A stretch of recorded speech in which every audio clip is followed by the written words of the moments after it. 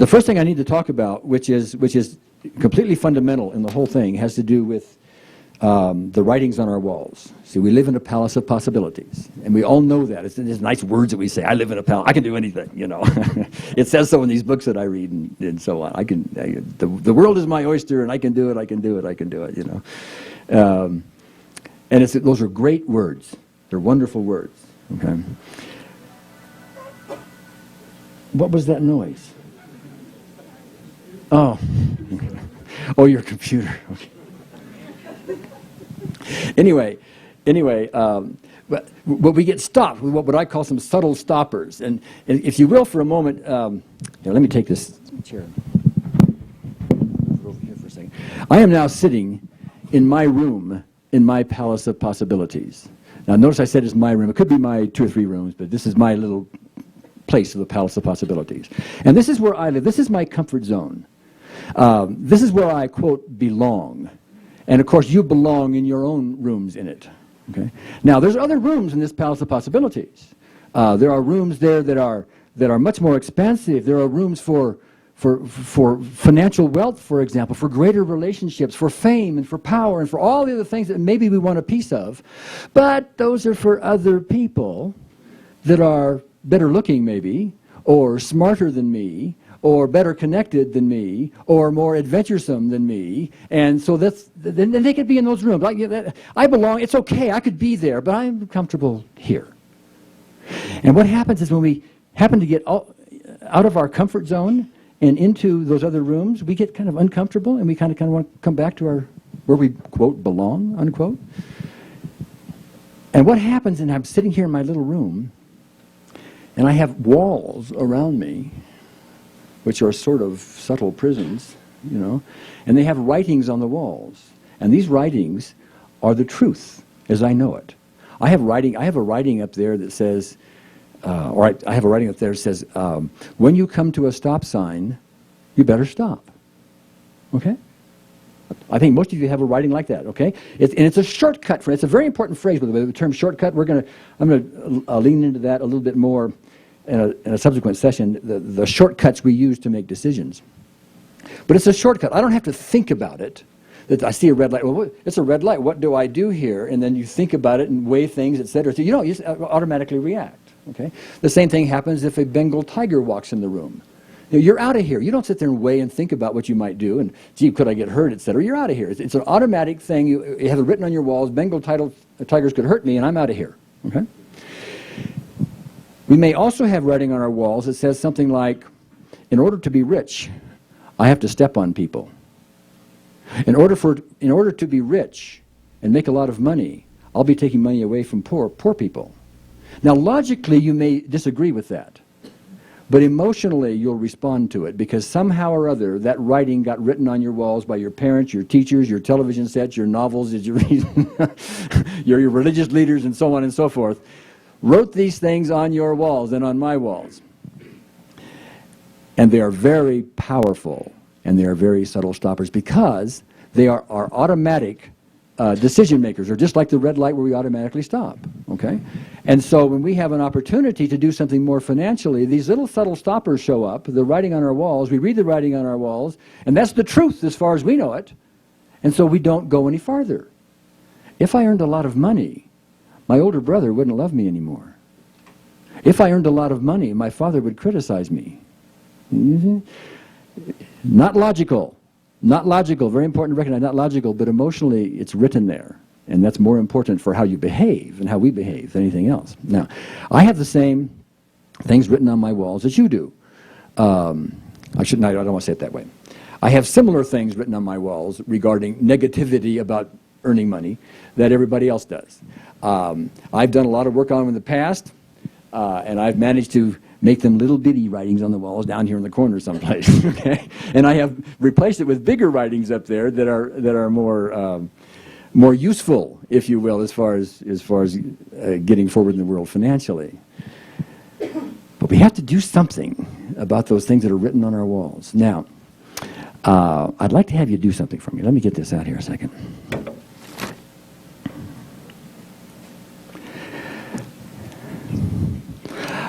before I do that, I want to mention, when I mentioned the term comfort zone to you a minute ago. I want to elaborate on that a little bit, because I'm going to use it probably more before this day is over. Jim Newman is a friend of mine who did the PACE programs, which some of you may be aware of, many years ago, and he wrote a book called Release Your Brakes, and he developed this idea, coined the idea of a comfort zone. This room, for example, has a comfort zone for temperature. There's a thermostat someplace in here, and it's set for a certain temperature, like 70 degrees as an example. And what that means is the temperature will go from 67 to 73. It's a range. It's a comfort zone. And if the temperature drops below 67, for example, down to 66 or 65, we're out of our comfort zone. The heater comes back on and heats the room back up until you're back within that range. And then the heat goes up until it gets 73, and then beyond that to 74, 75. It's too warm in here. Better go back into our comfort zone. And so that's a temperature comfort zone. We have comfort zones for everything we do. It's the same metaphor as the writing on our walls, but I just want to use it because you can use these terms interchangeably, and some people like the comfort zone idea. They're more comfortable with that than they are with the writing on the wall. So I just want to mention that to you. Now, I'd like to have you do something. You will see down here on my handout under Mental Set B, it says ways to collapse the limiting writings on our walls. I want you to cross off the word limiting writings, and I want you to replace it with comedies. Comedies. Comedies is in ha-ha funny. All right? And what I'm going to ask you to do in a minute is to write something down, but I'd like to give you a kind of an overview about how to do that, a mental set about how to do that.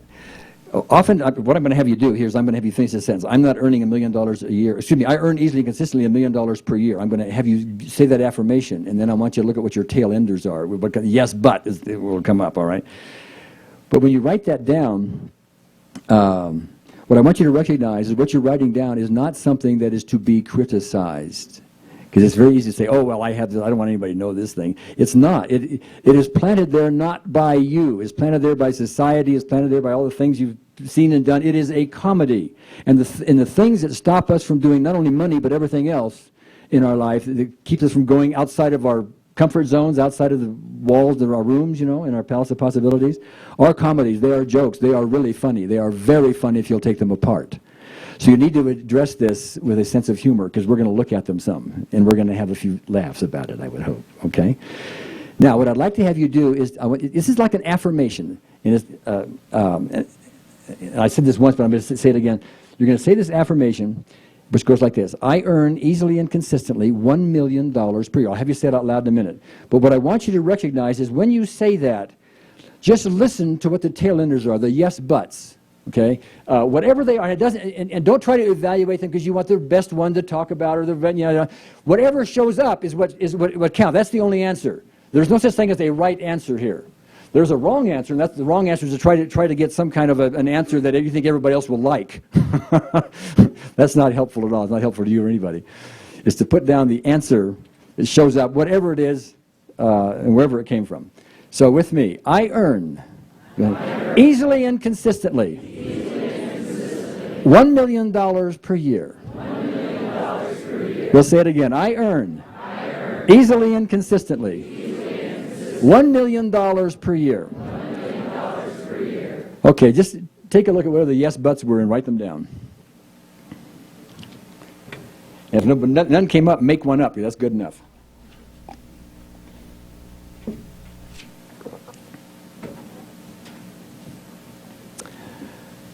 Okay, who managed to write something down? Okay.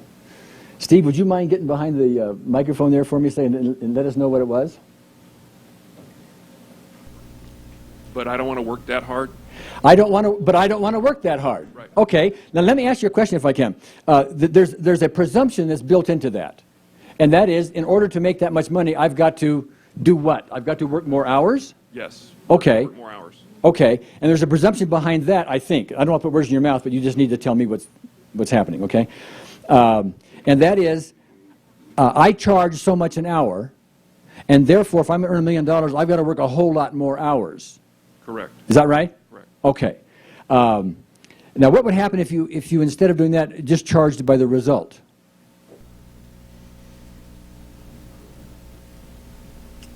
I basically I would have to strategize how to do that. Yes, yes. You would have to come out of your current comfort zone, because what happens is, and by the way, what you just echoed, and thank you, is echoed in almost everybody here that's a therapist, because they have been taught the way to do it is to charge so much an hour. You charge so much an hour, people come in, etc. And they're also taught, by the way, that I'm charging this much an hour, and what everybody else charges between here, and I'm sort of in the middle, or I'm in the high end, or whatever, but I really shouldn't go beyond this, because other therapists will criticize me. Does that seem, can I see some nodded heads? Okay. I won't be accepted among my group, etc. Okay. You have to use a microphone. So anyway, okay. There are, and thank you for that, Steve. There are a variety of things. Yeah, there are a variety of things that limit us, and one of those, a standard one, is I've got to earn so much an hour. Now, how many of you charge so much an hour? Okay.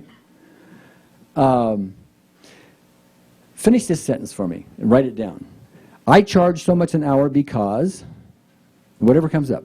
I charge so much an hour because.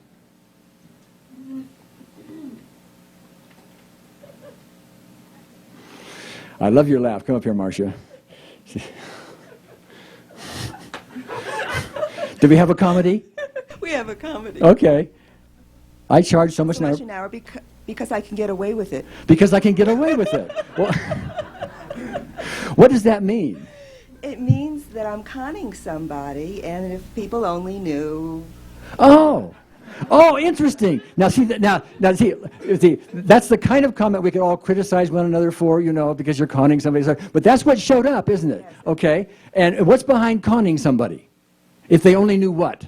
How stupid I am. How stupid I am. Okay. Thank you for sharing, dear. No, come back here. Come back. Do you see how this can get into other issues, et cetera, et cetera? Now, what I'm not going to do here is start doing some tapping on how your parents and your teachers and your whatever, gave you the idea that you weren't that bright. Okay? But that's by the way, how many people, maybe we will, how many people have someplace on the writings on your walls that I'm not as bright as I could be? Can I see your hand? Oh, look at that.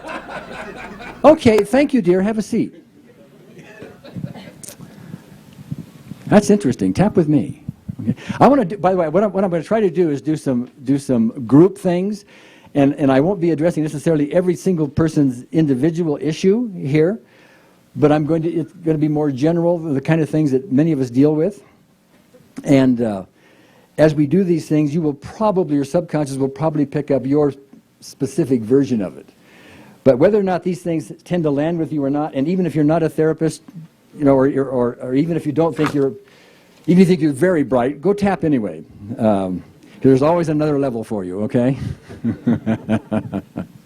Okay, even though I don't think I'm very bright. Or even though I think there's more potential for me to use in my brightness. And even though I think part of that's a lie, I deeply, completely accept myself. One of the things I've never recognized is that I am sitting here in this audience, and I am listening to some words, and my mind is, go ahead, acting faster than any computer on the planet, picking up, tap up here for a while, picking up every phrase that I hear, comparing it to millions of other sounds, like the ocean, traffic, and Lord knows what else. And I pick out those sounds, and I put them together in sentences and phrases, and I make perfect sense out of them. And I'm doing it right now, and I don't think I'm very smart. Do you have any idea the intelligence it takes to do what we just talked about? It's incredible, okay? Not here. Oh, wait a minute. I got to tune in here one second. Well, nothing's coming to me, but what I often do is I just make it up as I go along, you know. And do this.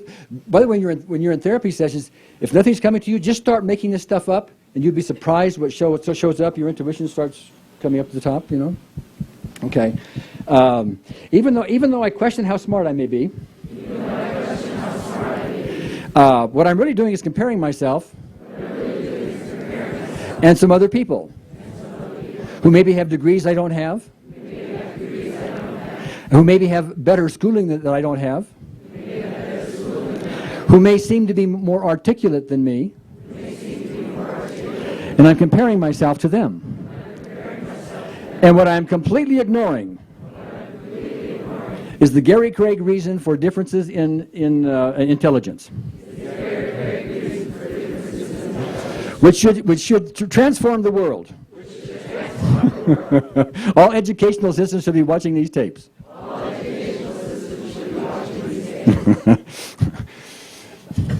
Because the real problem here,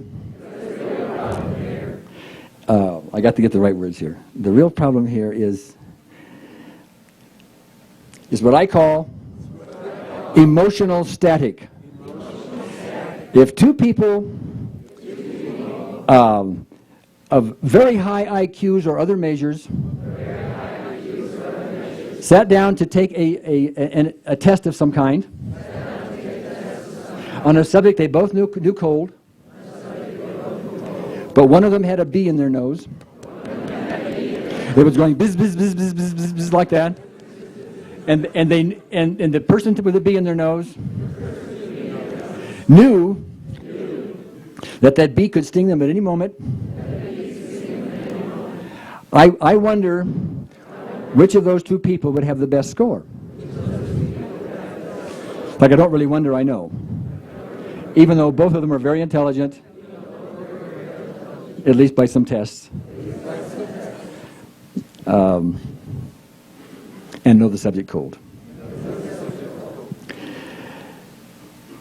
Now, one of the things that schools don't teach us, or maybe don't even recognize, that many students have a bee in their nose when they start to take tests. It's called emotional static. And if you're trying to take a test and you have a bunch of I can'ts or other things that come from home, when I take a test and I have a bunch of I can'ts and other things that amount to emotional static, when I have test anxiety and other phobic responses, to whatever degree they may be, that is an untested feature in intelligence tests. Nobody knows how much emotional static we have. Maybe not even me, because I'm so used to it at this point. And so my whole thought about being not so intelligent can be reduced to having emotional static, a bee in my nose. And if I can just locate the emotional static, I have tappable issues, and I can once again join the intelligent, where I was before I was told I wasn't. Did that help? Who has a response to, I mean, as we were doing that, some people may have had a response to that. Anybody? Yeah, stand up back there, could you, for me? Yeah, go ahead, just back there, and just let me know what the response was. Yeah, sure, please. Yeah, I felt a lightening in the energy of my body, almost some energy going up. Yeah, okay. What happened, if anything, to your logic about being not so intelligent? Is all that was, or you could be smarter, or you're not smart, or something? Did the logic change at all? Yeah, I feel much lighter about that, in a sense. You see, I can't really explain in a logical way what happened, but I do feel that something moved. Yeah, although okay. I'm not aware of what yet. Okay, let me ask you this. Before we did the exercise, Yes. if you were to put a phrase about your own intelligence, what might it be? Like, I'm not very smart, or I could be smart. What would the words be? I have learning disabilities. I have learning. Do you know you have learning disabilities like dyslexia Yeah. or something? Yeah. Oh, okay. Is there a difference between a learning disability and intelligence? It hampered to do certain things that other children could do. Yes. However, my question was: is that a difference in your intelligence level? You may have difficulty doing things because of the dyslexia and other. Yes. Okay, but does that make you any less intelligent?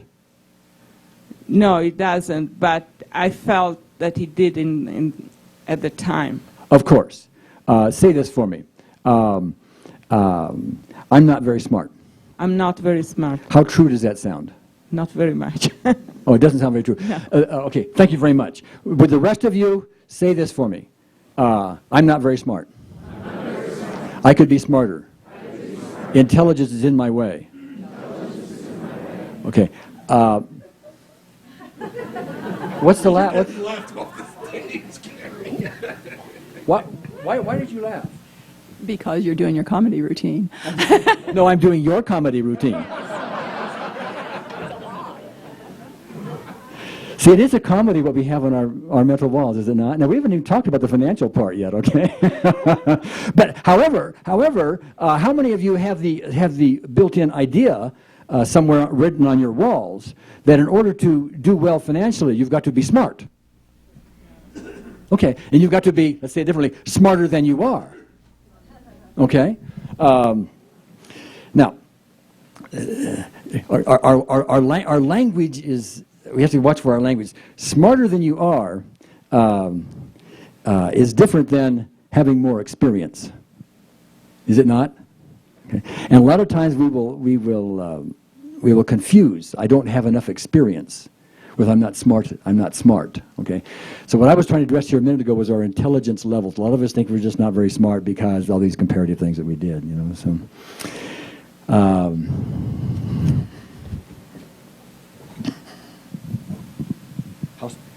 Mitch! Mitch, hi, okay, I was talking to you on the phone. How are How you? smart are you? Really smart. Yeah, you were before you came, right? I was. Yeah, I know. Yeah. How smart are you, Sal? Pretty smart. You're pretty smart? Were you smart before you came in? Yes. All right. Very bright group here, okay. All right. Now, let me see. Say this affirmation for me. I'm so famous that people are lined up to see me. Okay. I'm so famous that people are lined up to see me. Okay, write down your tail enders on that.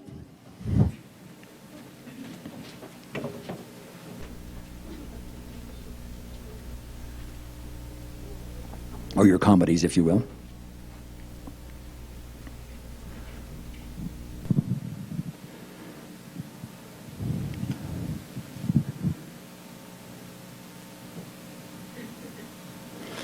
Who has a comedy they would like to share? Please use these microphones. Go ahead, Mary. Mary's going to do one. Okay. Not in this life.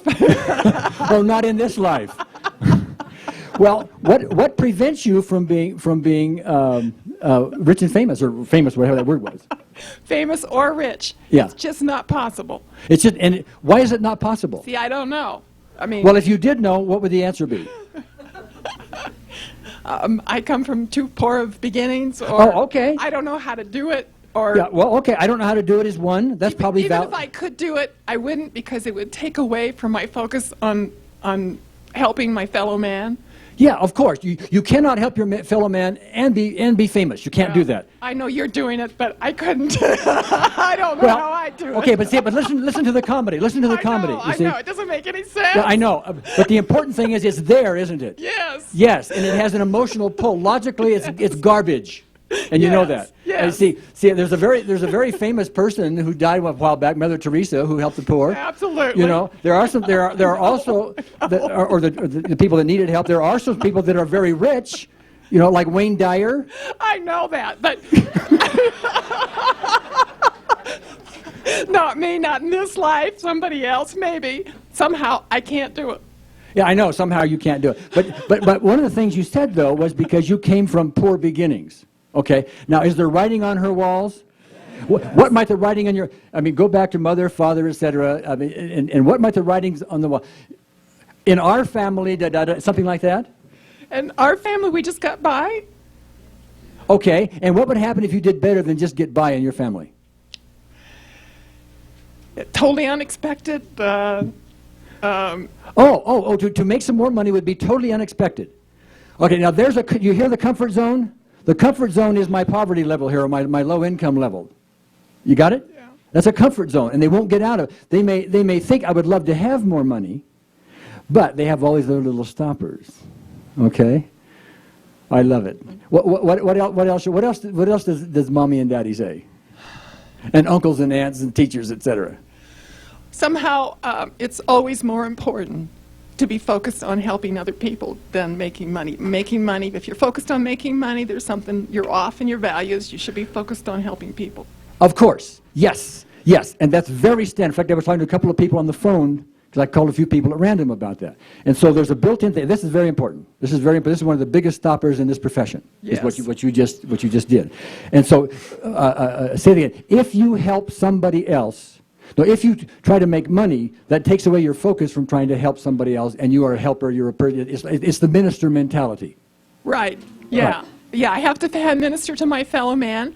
If they don't have money to pay, I have to help them anyway. Yes.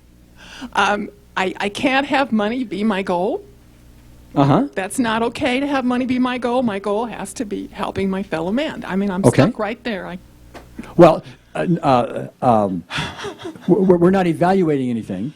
What I'm hearing is, if I'm helping my fellow man, I can't also do money, and therein lies the limit. I cannot be abundantly wealthy if I'm going to help my. If my focus is helping my fellow man, then if I'm focused, if I put attention on making money, then it takes away from what I'm supposed to be doing. I'm supposed to be helping my fellow man. Okay, correct. And what would happen if somebody who was helping their fellow man made a lot of money? They'd have to come from a different planet than where I'm from. Okay. That doesn't work on Planet Mary, right? No. Planet Mary is stuck on helping her fellow man only. Mm-hmm. Do personal performance or personal improvement, people who teach personal improvement through books and workshops, etc., are they helping fellow man? Yes, I know, but that's them. Okay, I'm talking about me. No, I know that. I know they do it, but I don't know how to do it. Okay. Everybody right with me, okay? Even though I have this comedy on my walls, don't sit down, Mary.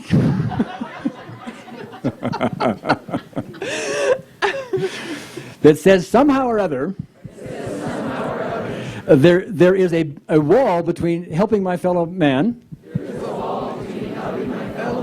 and earning money. I'm just somehow or other not allowed to put that together. I don't know why I'm not allowed. But it's written here on my walls. It's one of the commandments. Thou shalt not.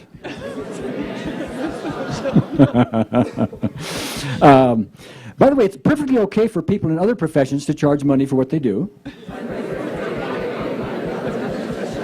And maybe even charge a lot. And it's also perfectly okay for me to do therapy with rich people.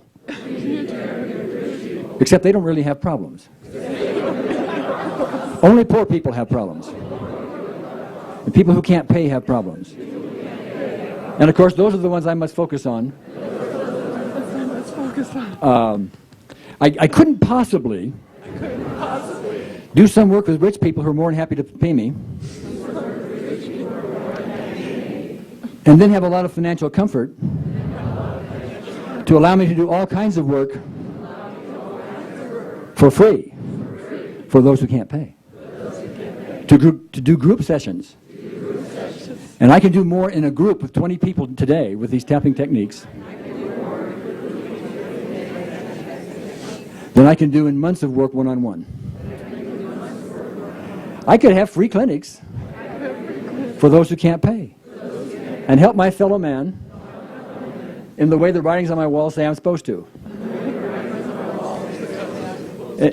And I could if I wanted to, I could if I wanted to, spend time only with that segment of our population who needs the help so badly and can't pay. Of course, I'd have to ignore the rich ones. They'd have to do without. And that would all be my fault as well. Shame on me. I'm ignoring the rich. Those greedy people who step on everybody else to make all their money and have no problems whatsoever. The fact that they step on all those people to make all that money, they should have their guilt. Damned if I'll help them. Did that help, my dear? Yes.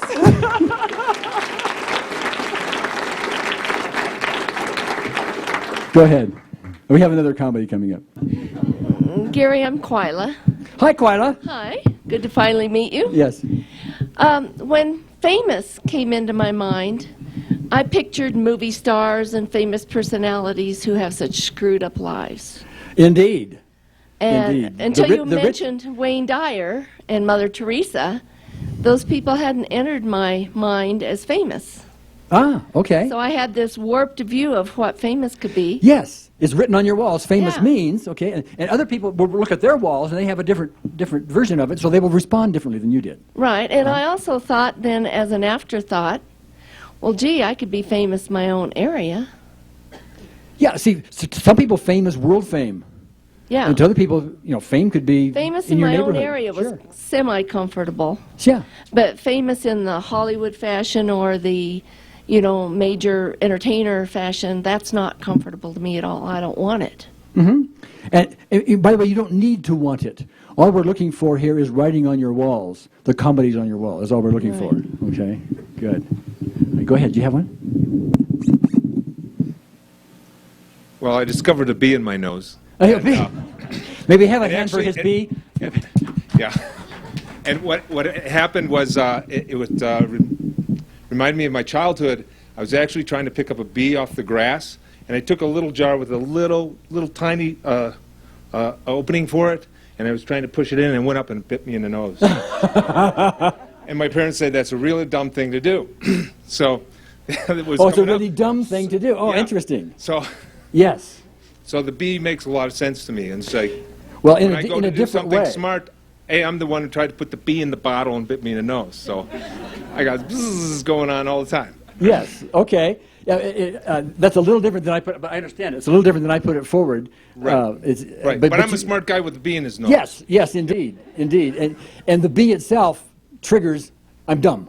Right. To use your terms. Yeah. Okay. Why would people want to come to me and pay a lot of money to get a guy that lets a bee sting him in the nose? Yeah. Why would they do What a that? joke. That's Yeah. a joke. Of course. Now that's an individual tapping thing for you. Okay. Okay. Because your father said, was your father? Yeah. Said, what a dumb thing to do, or whatever he said, okay? So that's there. It's not logical. You know it's not logical. Everyone in the room knows it's not logical. It's a comedy. But nonetheless, it's there, and it's going to stop you in some level. So you need to go back to that specific issue and tap on that until that has no more charge on it. And then go to other ones, et cetera. Because we are all, to me, there may be some difference in our true intelligence levels. And there may be, somebody may be from the floor to, this intelligent, by whatever measure we'd have, and somebody's only this intelligent instead. That could be. I'm not saying it isn't, but we're only using this much of it. Okay, so what difference does it make? All this down here is the bees in our nose. Okay. Okay, thank you. Thank you. Go ahead. Well, I had a little different tail ender. A different tail ender. Okay. When I thought about being so famous that people were lined up to see me, I thought, I don't want people lined up to see me. I want like quiet time and privacy, and what a hassle it would be to have people lined up to see me. Okay, and it's possible. See, the people lined up to see me is written on my walls. This is that statement came from my wall. People lined up to see me is evidence on my walls of success. I'm so famous, people are lined up to see me. Okay, but in your walls, it doesn't say that. Okay, so what would success be on your walls? everything I need comes to me easily. Okay, I earn easily and consistently whatever amount of money per year. Right.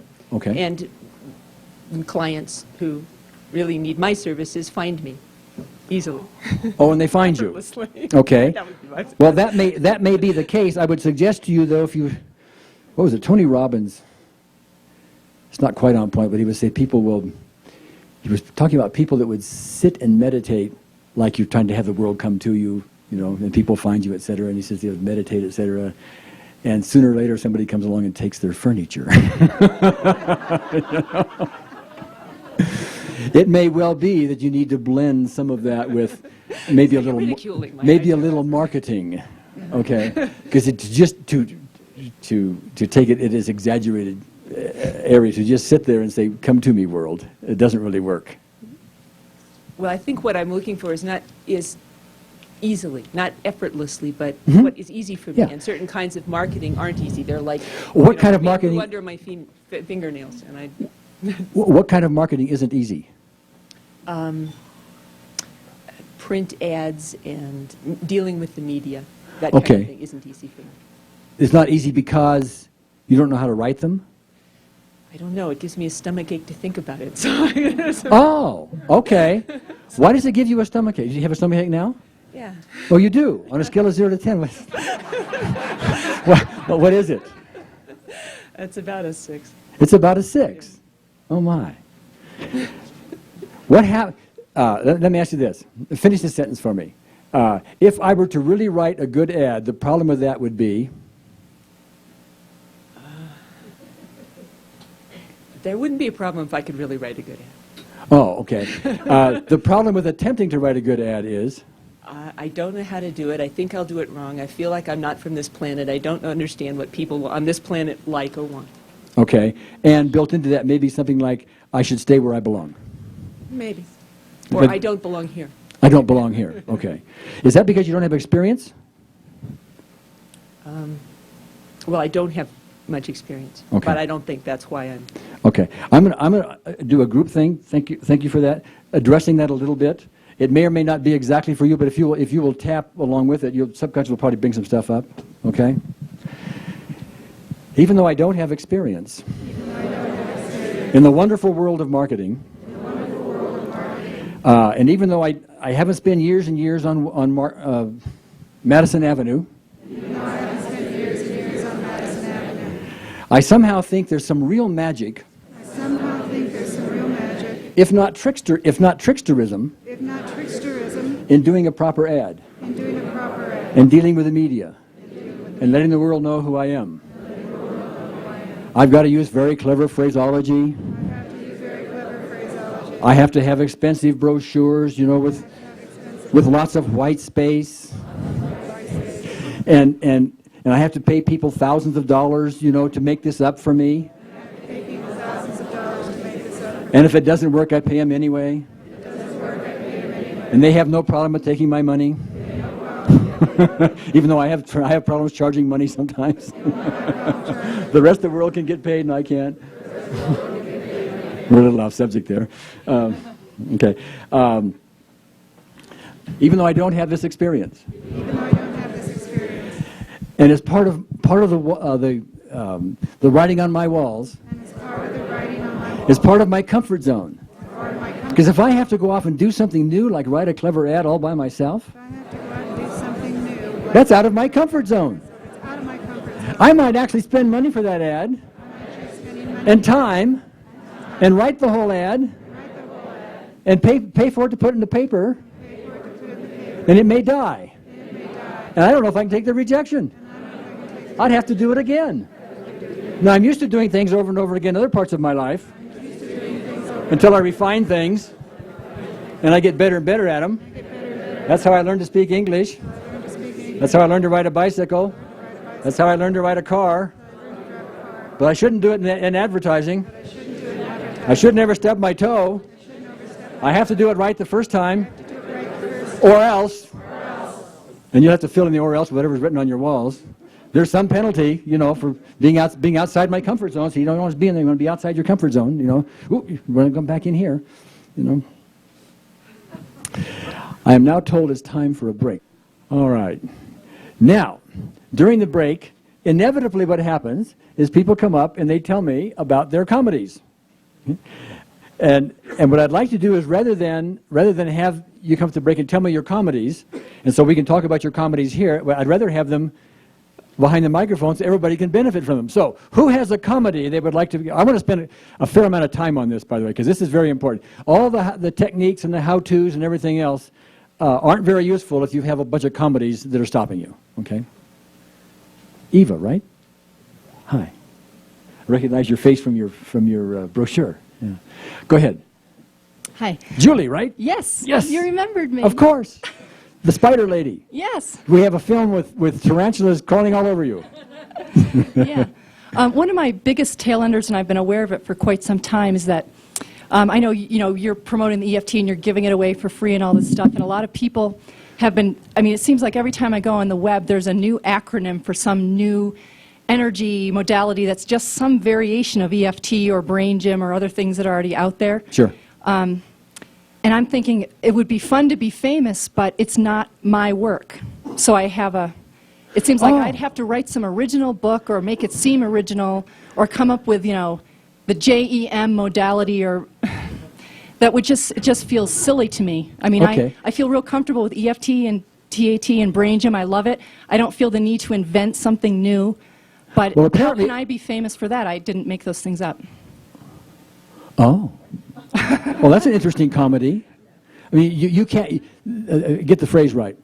I can't be famous unless I have authored something original. Yes, exactly. Oh, okay. Otherwise, you can't be famous. Or I don't deserve to be famous if it's not. What's a different issue?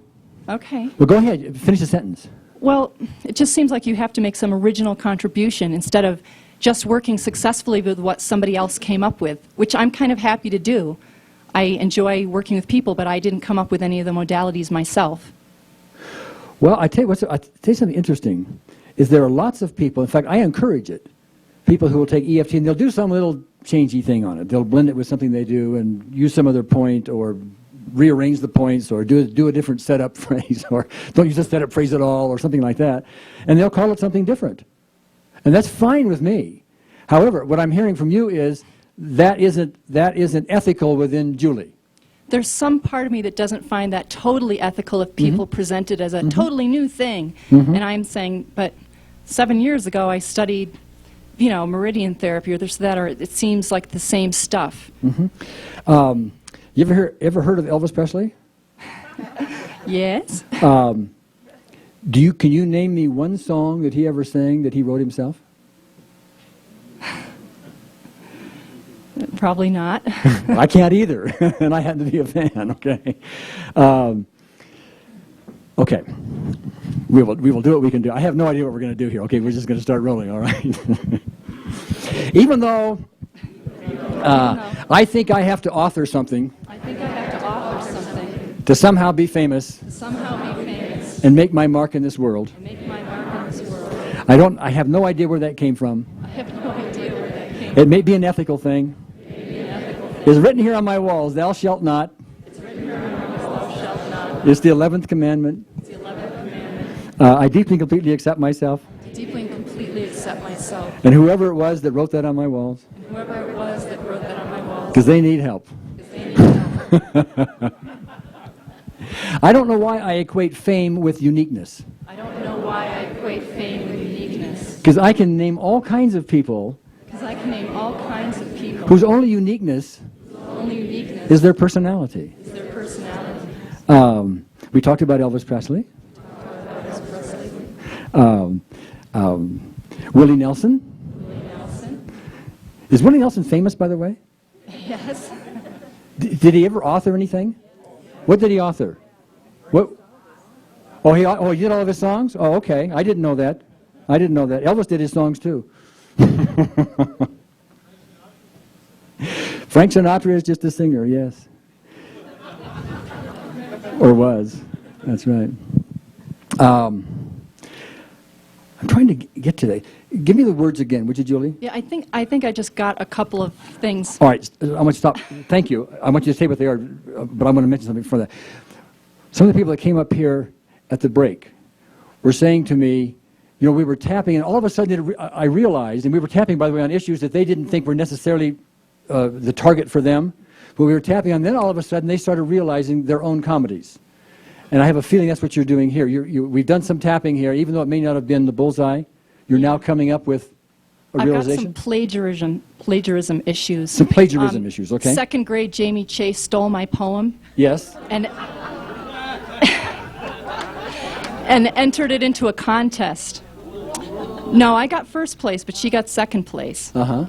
And I just thought of that. And Jamie who? Poor Jamie. Jamie Chase. Jamie Chase. Okay. And I resented it for years, and actually I'm still feeling it now. I'm still...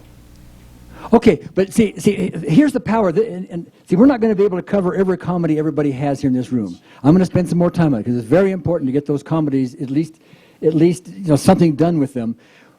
But one of the things that's going to happen is you're going to have these other little things. The Jamie Chases, your own personal Jamie Chases, are going to show up if we do enough of this tapping, and you're going to need to do that on your own. But you must get rid of these little subtle stoppers. You have to, or you're not going to go anyplace with them. But anyway.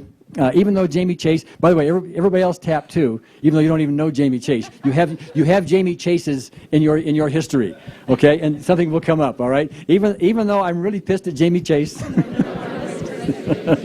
and he had no reason plagiarizing things from me, or things from me. I deeply and completely accept myself. But not that damn Jamie. I hope he has guilt forever. Because he has screwed up my life to this point. Not only did he steal my poem, he has stolen my fame. He lodged himself in my belief system. Anything that even remotely like plagiarism is indeed plagiarism with a diamond-studded frame around it. So it says here on Julie's wall. And my wall. Okay. Anything else come up, Julie? Well, before this on the break, I'd been talking with Brad that I was blaming it all on Tony Robbins because, of course, well, I think that led me back to Jamie, actually, because when I was doing a lot of NLP, taking classes and reading all the NLP books about, I don't know, 7 to 10 years ago. And then right after I read one of Bandler's books or Grinder's, I read Tony Robbins, and he lifted whole things, chunks, right out of the book. And I was like, wow, plagiarism. And he kind of mentioned NLP and those people, but really that should have been you should change the wording of things. And he was so famous with his horsey face, like just looking at him bothers me. And I have this, and when I did my first term paper in high school, you had to do that to graduate, whole chapter was lifted in my primary source from another one. So I have a chip on my shoulder about plagiarism. I just don't like it. It makes me mad. I suggest to you, Julie, you also have a misconception about it. A legal misconception. I probably do. Most of you have legal misconceptions about it from my conversations with people. And this is what it is. There's a body of law called copyright law. And if something is copyrighted, you're not supposed to use it. But what that means is you're not supposed to use the actual words, the expression of the idea. For example, there's an idea called EFT. Okay? And my videotapes and my manual, etc., are copyrighted, which means it is illegal to copy those videotapes, the audio tapes as well, and the manual unless I give you permission. It's illegal to copy my expression of the idea. That's how copyright law works. The idea itself is all yours. I mean, you bought the tapes, you've been on the website, you've done whatever you need to do. The idea belongs to you. It belongs to you. Do you hear that? Say it. It belongs to me. It belongs to me. Okay. I bought it. Gary can't keep it. Neither can anybody else. And if I want to use it, it ain't plagiarism. If you copy my tapes and go sell them, that's a copyright law violation. But to use the idea of it, and even to rearrange my words, etc. In fact, you can even take my exact words and use them so long, this is copyright law, so long as you don't, take huge chunks out, unless I give you my permission. Now, as far as I'm concerned, you can take my entire manual and pass it out to the world. It's already for free on the website, okay? Does that help you at all? Because legally what you're talking about is not plagiarism, and what Tony Robbins did is not plagiarism. Yeah, I guess the wording wasn't changed enough to my satisfaction. Well, yeah, to your satisfaction, okay? Tap with me, please. Even though I have these rules, and they're written here on my walls, I deeply completely accept myself. I have all kinds of rules. I have rules about plagiarism and what it means. I have rules about relationships and what those mean. I have rules about right and wrong. Everybody else has their own rules. That is their truth. I have my own truth. Mine is different from theirs. I'm stuck with mine, unless I tap it away or see some way out of it. And as long as I think using material that I've paid for and learned is plagiarism, then I should never do anything in this whole entire world. Because virtually everything that I've learned has been from somebody else. It's been from my mother, my father, my teachers. If I use algebra, I don't think I'm plagiarizing. I learned it someplace. Perfectly okay to use it. If I want to use any of Freud's work, I'm perfectly free to use that. It's been written a long time ago. Okay. If I want to read something about Wayne Dyer or Deepak Chopra or anybody else and use those ideas in my therapy sessions, I shouldn't have guilt for that. I can't have fame, of course, because somebody else thought of those things. But of course, what I don't realize is what they thought of was learned from somebody else. And what EFT is was learned, the basics were learned for somebody else. How we doing, Julie? Better, I guess. I just wouldn't be, I still am not going to slap my name on, like I wouldn't say algebra came from Julie. You know what I mean? No. Even if I use it and... Do you have a need to do that? No, I don't like algebra. Oh, okay. I've already tapped on it, so I'm... Well, let me ask your belief system, your comedy system. Yeah. Okay. And mind you, this is not criticism. This is stuff that's on our walls, and it's a big comedy. Okay.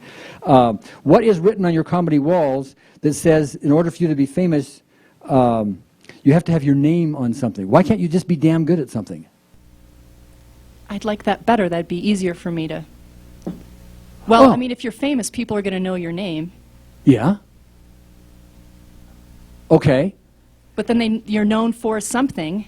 Okay. So I still feel like I should be known for something original. Well, you know who You're known for EFT. What? But is that original? No. It's not even close to original. Is it? It feels like it is when I'm watching your tapes. It's like Yeah, Gary of course. the Guru. Yeah. Okay. Well, I haven't sung my song yet. So you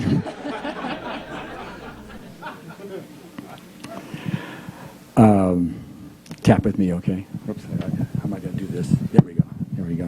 Whoops. This way. Even though I have this rule that says I have to have my name on something to be famous.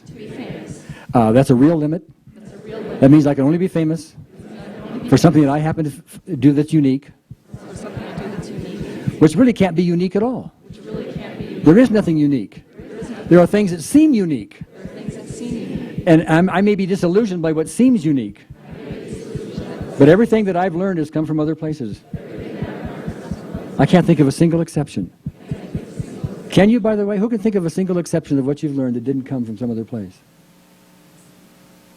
Okay, since I can't think of anything else from where these ideas came from, if I use Julie's rules, I can't be famous. So this whole room, because of Julie, cannot be famous. I'm famous now. I have rules.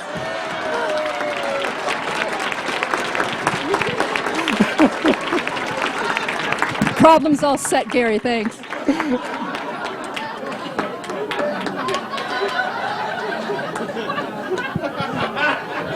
And I can pretend they're original rules. I made them up. You did, indeed. Just to expand on that, rules are another word for things written on our walls. We have tons of rules that we think are the truth, okay? And they are comedies, all of them.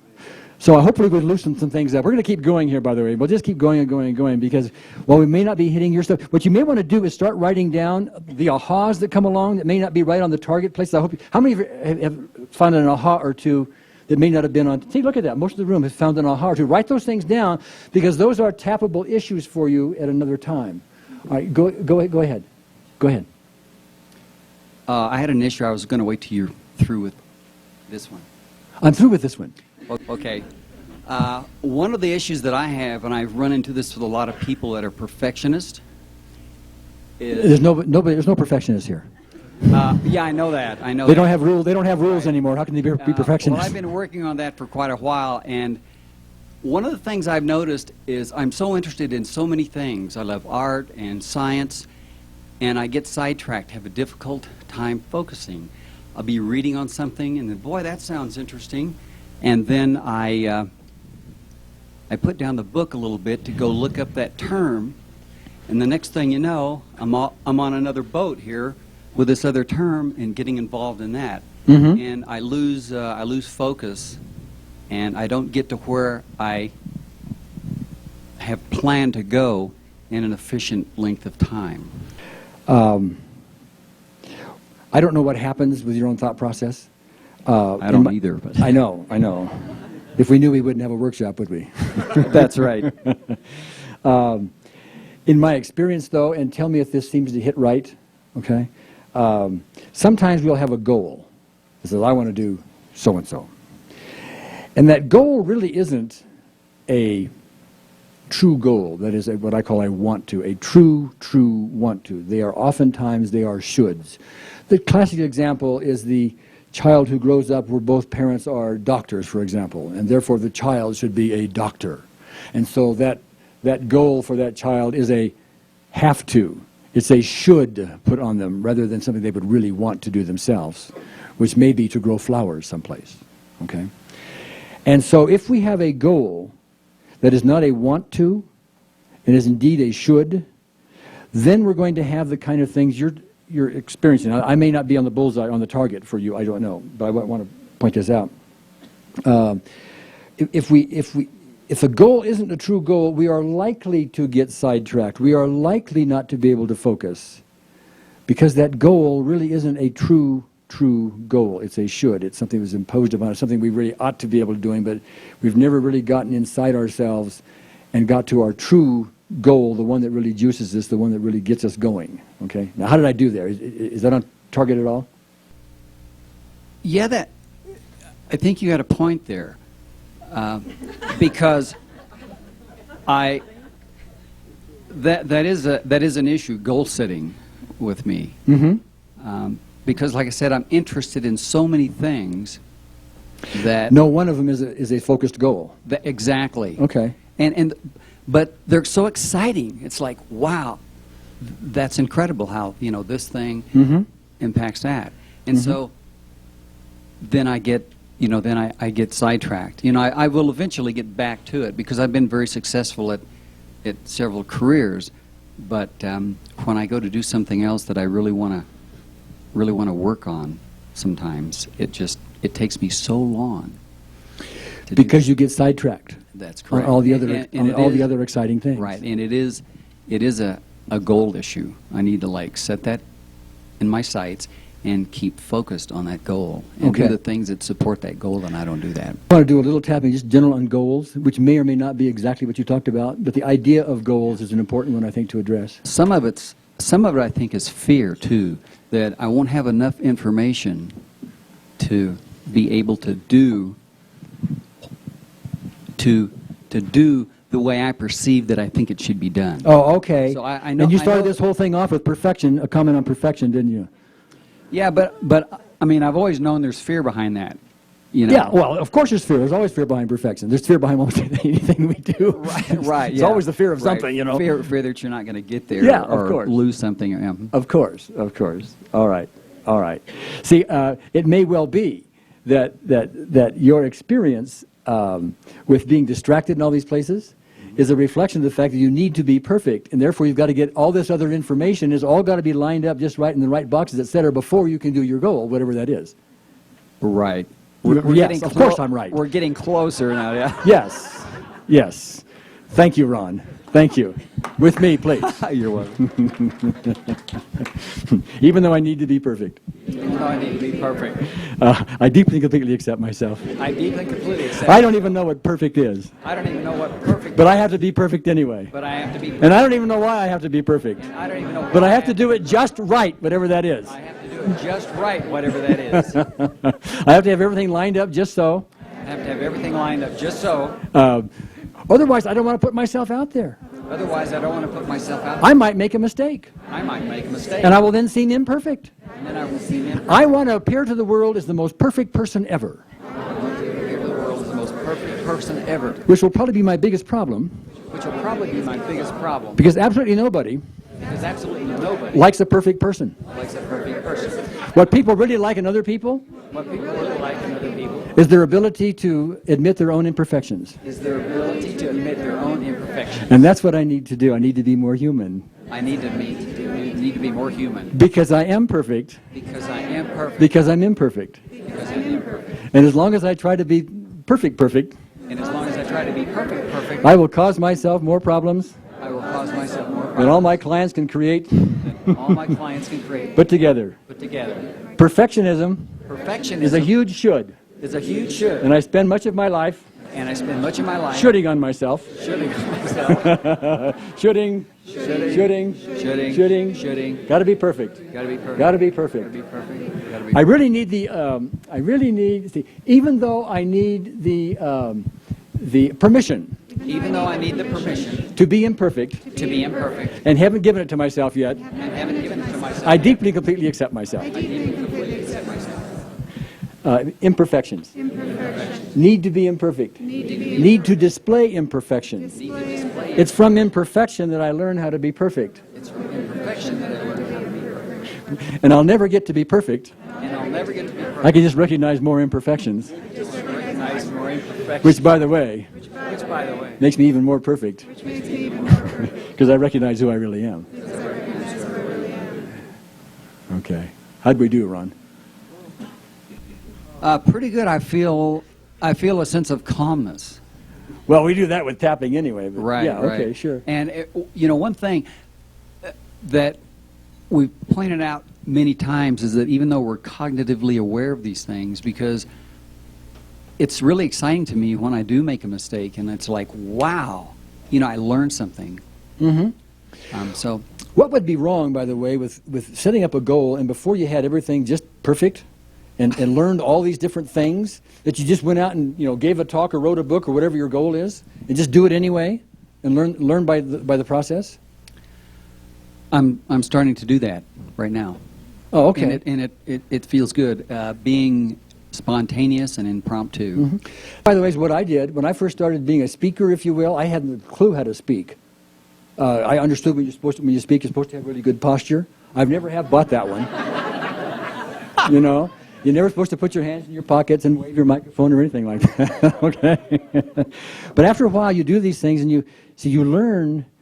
This is the whole thing about. Remember, I said there were 3 levels, and the third level is experience and stubbing your toe.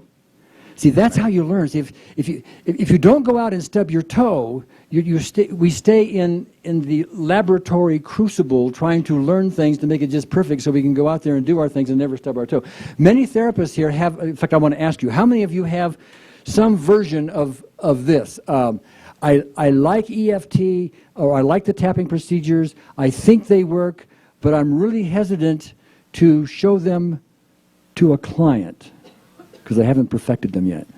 How many have something like that? Oh, a few of you. Well, I would, if I had a different group, I would expect many more hands. You guys are seasoned here. If I had newbies, fairly newbies, I would have a much higher percentage. Okay.